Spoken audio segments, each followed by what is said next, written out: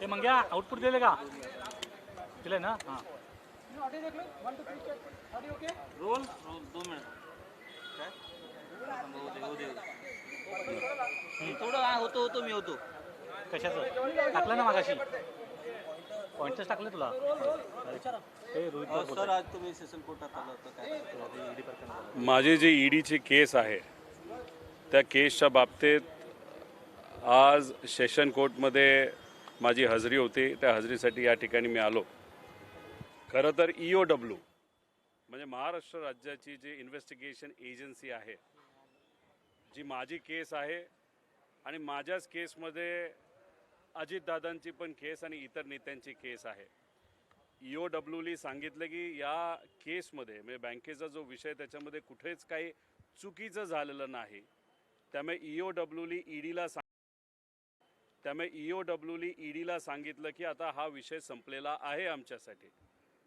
पण आश्चर्य बघा, ईडी काय हा विषय आता सोडेना.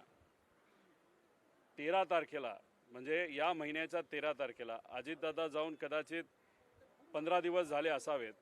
या 13 तारखेला ईडीने या कोर्टामध्ये EOW म्हणजे राज्य सरकारच्या विरोधात तिथं विषय आणला आणि सांगितलं की आम्हाला या विषयामध्ये अजून खोलात जाऊन इन्व्हेस्टिगेशन करायचं आहे. आता आम्ही आमचा विषय लढतोय, आम्ही जिंकणार याचा विश्वास आम्हा सगळ्यांना तिथं आहे. कितीही संघर्ष केला, किती आम्हाला आडवं चालले तरी आम्ही तिथं लढत राहू. पण विषय एवढाच आहे, कोडं कधी कधी सुटत नाही की जे लोक आज सत्तेत आहेत त्यांचासुद्धा विषय ईडी सोडत नाही. हा एक फार मोठा प्रश्न आता लोकांना त्या ठिकाणी पडलेला आहे. आम्हाला कळालं आहे की 26 तारखेला म्हणजे 26 जानेवारीला हा विषय जेव्हा दिल्लीला गेला होता, दिल्लीकडनं कदाचित सांगण्यात आलेलं आहे की या विषयामध्ये जे जे कुठले नेते आहेत त्यांना अजिबात तुम्ही त्या ठिकाणी सोडू नका. इन्व्हेस्टिगेशन ऑफिसर बदलायचं झालं तरी बदला, पण हा विषय तुम्ही सोडू नका. म्हणजे कुठं ना कुठंतरी राज्य सरकार आणि केंद्र सरकारमध्ये विरोधाभास आहे असं आम्हाला वाटतं. पण ठीक आहे, आमच्यासाठी थोडं सोपं आहे कारण आम्ही विरोधात असल्यानंतर आम्हाला माहिती आहे की आम्हाला संघर्षच करायचा आहे, कोर्टात लढायचं आहे. पण ज्या लोकांना असं वाटतं की ते आज सत्तेत आहेत म्हणून ते सुटले, त्यांचा मात्र फार उद्या जाऊन मोठी अडचण होऊ शकते असं मला तरी वाटतं. काही राजकीय प्रश्न देखील आहेत ज्यामध्ये पाहिजे काल राष्ट्रवादी काँग्रेस ची बैठक काल रात्री झाली. त्यामध्ये ठरवण्यात आलं की 26 तारखेला राष्ट्रीय अध्यक्ष पदाची निर्णय जो आहे तो घोषित केला जाईल. खरं टीव्हीच्या माध्यमातून ही गोष्ट मला कळाली. मी 35 आमदार ज्यांनी सुनित्रा काकींचं नाव हे राष्ट्र अध्यक्ष म्हणून प्रपोज केलं त्यांचं अभिनंदन करतो, त्यांचे आभार व्यक्त करतो. त्याच्याचबरोबर 32 ते 33 जे फ्रंटल आणि प्रमुख त्या पक्षाचे पदाधिकारी आहेत त्यांनीसुद्धा एका कागदावर सुनित्रा काकींचं नाव हे राष्ट्र अध्यक्ष असावं असं त्यांनी सांगितलं. त्यामुळे घोषणा कुणीही केली असली तरी महत्त्वाचं काय की तिथले आमदार आणि तिथले पदाधिकारी हे सुनित्रा काकींबरोबर आहे आणि त्याच राष्ट्राध्यक्ष झाले पाहिजे ही भूमिका त्या लोकांनी घेतली. त्यासाठी मी मनापासून सगळ्यांचे आभार आणि अभिनंदन करतो. आणि आमचासुद्धा बाहेरून, कारण तो पक्ष त्या ठिकाणी वेगळा आहे, काही दिवसांपूर्वीसुद्धा मी हीच भूमिका घेतली आणि आजसुद्धा हीच भूमिका घेतो. सुनित्रा काकीच तिथं राष्ट्राध्यक्ष ह्या झाल्या पाहिजे. विलिनीकरणासंदर्भात कोणतीही चर्चा झाली नाही असं त्यांनी म्हटलं गेलं. उपस्थित झाला की विलिनीकरणाला घेऊन जेव्हा चर्चा चालू झाली त्यावेळेला असं सांगण्यात आलं की 2023ला अजितदादांनी जो निर्णय घेतला त्याच निर्णयाला घेऊन आपण आता पुढे जायचं आहे. याचा अर्थ विलिनीकरणावर फुलस्टॉप लागलाय का? चर्चा तेच जास्त करतायत. खरं तर मला त्याच गोष्टीचं आश्चर्य आहे. आमदारांना बोलवतात, पुढे एका लाईनीत बसवतात आणि सांगतात की बाहेर जाऊन तुम्ही विलिनीकरणाबद्दल बोलू नका. अरे विषय संपलेला आहे. अजितदादा असताना अजितदादांबरोबर आमची चर्चा काय झाली हे त्या ठिकाणी आम्हाला माहिती आहे. अजितदादांशी बोलत असताना दादांबरोबर आम्ही NDA बरोबर जायचं का दादा बाहेर येऊन रस्त्यावरची लढाई आमच्याबरोबर लढणार, हे दादांमध्ये आमच्यामध्ये त्या ठिकाणी हा विषय झालेला आहे. आज दादा नाही आहेत, त्यामुळे या विषयावर चर्चा करणं गौण आहे. आणि त्यामुळेच मी सांगतो की आमच्यासाठी या विषयाला पूर्णविराम लागलेला आहे दादा गेल्यानंतर लगेचच्या लगेच. त्यामुळे मुद्दामून काही नेत्यांचं महत्त्व त्या पक्षामध्ये राहावं आणि ते नेते हे पवार साहेबांना, सुप्रियाताईंना, आम्हाला तिथं विरोध करतायत आणि विरोध करतात म्हणून त्यांचं महत्त्व आहे, हे सारखं सारखं टिकावं म्हणून सारखं सारखं विषय हे तेच त्या ठिकाणी तिथं आणत आहेत. याच्यावर अनेक विषय आहेत. जर त्यांना खरंच दादा भेटले होते नव्हते, सोपा विषय आहे की अजितदादा जेव्हा केव्हा भेटायचे ते जयंत पाटील साहेबांच्या घरी भेटायचे. जयंत पाटील साहेबांच्या घरासमोर लोढा साहेबांचं घर आहे, तिथं CCTV कॅमेरा असतील. गेल्या 1.5 वर्षाचे CCTV कॅमेरा फुटेज तुम्ही तिथं आणा, बघा, तुम्हाला कळेल दादा किती 13 वेळा भेटले का 14 वेळा भेटले, ते काय भेटले कसं भेटले याच्यावर मी नीट सांगेल. पण विषय एवढाच आहे की आज ॲक्सिडेंट झाला कसा, ब्लॅक बॉक्स जळला आणि तो आता भारताच्या बाहेर पाठवला जातोय, हे जे काही विषय आहेत ते आमच्यासाठी महत्त्वाचे आहेत. त्यामुळे अनेक लोक म्हणत आहेत की विलिनीकरणाबद्दल तुम्ही प्रेस कॉन्फरन्स घेणार होतो, त्याचं काय झालं. आमच्यासाठी विलिनीकरण आणि राजकारण हे दुय्यम आहे. आज कशाची कुठल्या गोष्टीची कुठल्या गोष्टीचं महत्त्व आहे की दादांच्या बाबतीत प्रॉपर इन्व्हेस्टिगेशन होणं हे आमच्यासारखी महत्त्वाचे. त्याच्यामुळेच आम्ही फक्त त्या विषयावर फोकस करून आहोत. दादांची एक गोष्ट तुम्ही समोर का आणत नाही की दादांची नेमकी तुमच्यासोबत काय नेमकी चर्चा झाली होती? कारण जर अजित पवारांची महाविकास आघाडी इच्छा असेल तर प्रामुख्यानं सध्या जे विरोध करतायत त्यांचं असं म्हणणं आहे की आम्ही NDA सोबत होतो. अजित पवारांचं हे म्हणणं होतं, ही सत्यता तुम्ही का समोर आणत? मी हेच तुम्हाला सांगतोय की आता विषय कुठला महत्त्वाचा आहे तर ॲक्सिडेंटचा महत्त्वाचा आहे. आज आम्ही विलिनीकरणावर चर्चा करू शकतो, आम्ही बैठका घेऊ शकतो, आम्ही तिथं प्रेस कॉन्फरन्स घेऊन तुमच्या सर्वांसमोर आणू शकतो. आमच्याकडे सगळे पुरावेत, आमच्याकडे अख्खा फोन भरून त्याच्यात मेसेजेस व्हिडिओपासून पार त्याच्यामध्ये फोनवर काय बोलणं झालं हे सगळे गोष्टी आहेत. पण आम्ही त्याच्यावर त्या ठिकाणी आत्ता तरी काय बोलणार नाही. उद्याच्या दिवशी ब्लॅक बॉक्स त्याच्यात बरोबर इतर विषय हे 10:30 वाजता उद्या सकाळी एक डिटेलमध्ये प्रेस कॉन्फरन्स घेणं खरं तर ती आज घ्यायची होती. पण आज आपल्या या राज्यामध्ये परदेशातले एक फार मोठे नेते इथं आलेले आहेत. देशातले नेते म्हणजे आपले पंतप्रधान साहेब आज महाराष्ट्रामध्ये आहे. आम्ही प्रेस कॉन्फरन्स घेऊन त्या लोकांकडे कुठंतरी दुर्लक्ष होऊ नये, नाही तर एक महत्त्वाचा विषय जो राज्यासाठी महत्त्वाचा असू शकतो त्या विषयाकडे कुठं दुर्लक्ष होऊ नये म्हणून आज प्रेस कॉन्फरन्स न घेता आम्ही उद्या 10:30 वाजता चव्हाण सेंटरला प्रेस कॉन्फरन्स घेणार आहोत. तुम्हाला अजूनही तुम्हाला शंका आहे का की हा घात आहे, अपघात नाही? अजून 10-12 तास तुम्ही थांबा. 10-12 तास नाही, अजून 20 तास तुम्ही थांबा. उद्या सकाळी 10:30 वाजता या बाबतीत आपण चर्चा त्या ठिकाणी करू. ज्या पद्धतीने सरकारकडनं इन्व्हेस्टिगेशन चाललं आहे ते मंद गतीने, स्लो आणि कुठंच काही डिटेलमध्ये होताना दिसत नाही. ती VSR कंपनी अजूनपर्यंत ऑपरेशनमध्ये त्या ठिकाणी आहे. मग जर सरकारकडनं ज्या पद्धतीने इन्व्हेस्टिगेशन व्हायला पाहिजे ते होत नाही आणि ज्या ज्या गोष्टी आम्ही प्रेडिक्ट केल्या होत्या की उद्या जाऊन ते म्हणू शकतील ब्लॅक बॉक्स बंदच आहे, जळलाच आहे, मग तो आता भारताच्या बाहेर आपल्याला पाठवावं लागेल, या सगळ्या गोष्टीकडे कुठेतरी सरकारकडनं या इन्व्हेस्टिगेशनकडे दुर्लक्ष होत आहे का असा प्रश्न निर्माण झाल्यामुळे आम्हाला आमच्या मित्रांना काही लोकांना त्यांच्याशी चर्चा करून अधिकची काय माहिती मिळते का हे आम्ही बघत असतो. त्यामुळे उद्या 10:30 वाजता डिटेलमध्ये या बाबतीत आम्ही प्रेस कॉन्फरन्स घेऊ.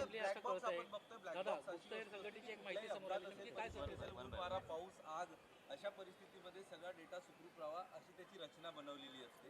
मात्र ब्लॅक बॉक्स जळाला, आतापर्यंत कुठल्याच अपघातात ब्लॅक बॉक्स जळाला असं ऐकायला तो सुरक्षित राहतो अशी मान्यता आहे. ब्लॅक बॉक्स हा पावसापासून, उन्हापासून, आगेपासून, बॉम्बलास्टपासून सगळ्यापासून सुरक्षित आहे, पण राजकारणापासून सुरक्षित नाही. आता याच्यात काय राजकारण चाललंय हे आपल्याला बघावं लागेल, खोलात जावं लागेल. पण उद्या या बाबतीत डिटेलमध्ये जाऊन काय घडलं असावं, कुठल्या नवीन गोष्टी आमच्यापर्यंत आलेल्या आहेत त्या नक्कीच तिथं आपल्यासमोर आम्ही आणू.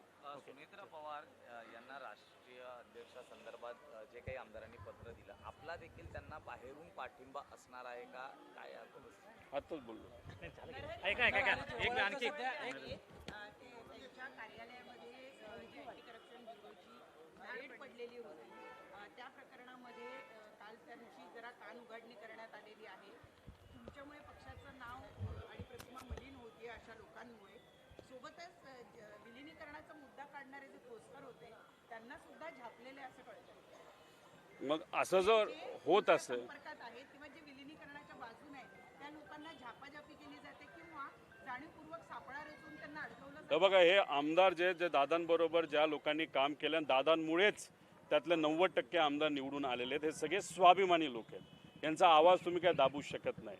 आणि तुम्ही म्हणता त्या पद्धतीची चर्चा ही लोकांमध्ये आहे की नरवळी झिरवळ यांनी विलिनीकरणाबद्दल सकारात्मक म्हणजे दादांची भूमिका काय ते तिथं उघड न घाबरता ते बोलले म्हणून कदाचित हे जे काय झालं ते मुद्दामून काही वेगळी कॉन्स्पिरसी आहे का, त्यांना अडकवण्याची, त्यांना अडचणीत आणण्याची, त्यांना भीती घालायची. मला एवढं सांगायचे, भीती घालून घालून किती लोकांना घालणार. तर तुम्ही जर 35 ते 40 आमदारांना भीती घालायला निघाला तर मग उद्या ते लोक तुमच्या पक्षात राहतील का, असाही प्रश्न तिथे निर्माण होऊ शकतो. त्यामुळे आमदारांना लोकांची सेवा करणं हे महत्त्वाचं आहे. अपेक्षा एवढीच आहे, त्यांचे आमदार हे दादांबरोबर राहिलेले, दादा ज्या पद्धतीने मोठ्या प्रमाणात निधी या आमदारांना बजेटच्या काळामध्ये देत होते तसाच निधी या बजेटमध्ये त्या आमदारांना मिळावा.